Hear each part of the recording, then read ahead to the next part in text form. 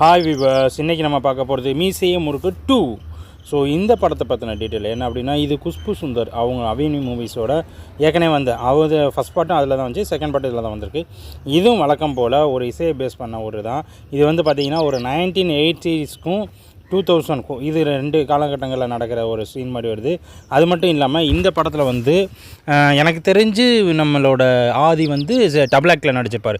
ஒரு அப்பா ஒரு பையன். அப்பா இருக்கிற வந்து 1980s அவரும் வந்து பார்த்திங்கன்னா கானா பாட்டு பாடிக்கிட்டு நம்ம சென்னை ஏரியாவில் கானா பாட்டு பாடி டான்ஸ் ஆடுற ஒரு இவராக இருப்பார். அதே மாதிரி சேம் இங்கே அதுக்கு அடுத்து கட் பண்ணால் இப்போ 2000 ஹிப்ஹாப் ஆதி மாதிரி அந்த மாதிரியான ஒரு இது வர மாதிரி காமிச்சிருக்கலாம்.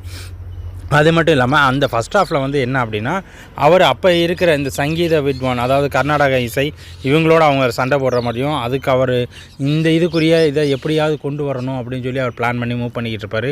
ஸோ அந்த இதில் அவங்க 2 பேத்துக்கு நடுவில் முதல், அதுக்கப்புறம் இப்போ ரீசெண்டாக இருக்கிறவங்க இப்போ ரீசெண்டாக இருக்கிற மாதிரி முதல். ஸோ இது மாதிரி 2 காலகட்டங்களில் நடக்கிற 2 ஆப்ஷன்ஸாக தான் இந்த மீசை முறுக்கு 2 வர்றதுக்கு வாய்ப்புகள் இருக்குது.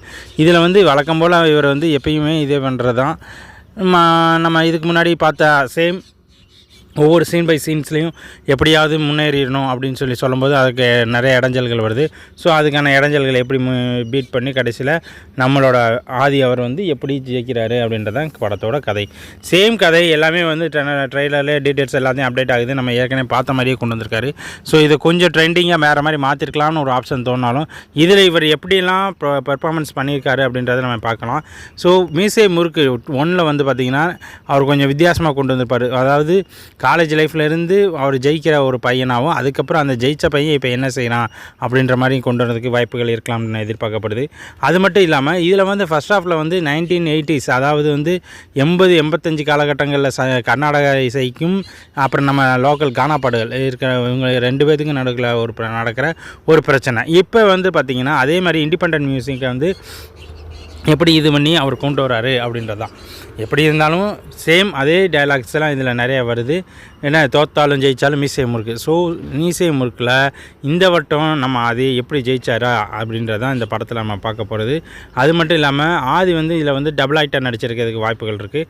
ஒரு அப்பாவாக இருக்கிறவர் வந்து அந்த 1980s கானா பாடல்களுக்கு இடையில அவர் கொண்டு வர மாதிரியும், இப்போ இருக்கிற சிச்சுவேஷனுக்கு ஏற்ற மாதிரியான இதை கொண்டு வர மாதிரி இருக்காங்க. இதில் வந்து கருணாஸு, ஆதி, யோகி, அப்புறம் நிறைய முக்கியமான ஆக்டர்ஸ்லாம் நடிச்சிருக்காங்கன்னு சொல்லி தெரியுது. ஸோ இந்த படம் வந்ததுக்கப்புறம் இதை பற்றின அப்டேட் பண்ணலாம். அந்த இதுக்கடுத்து இதில் வரப்போகிற மியூசிக்ஸும் அதுக்கடுத்து வர டீட்டெயில்ஸையும் பார்க்கலாம். நன்றி, வணக்கம்.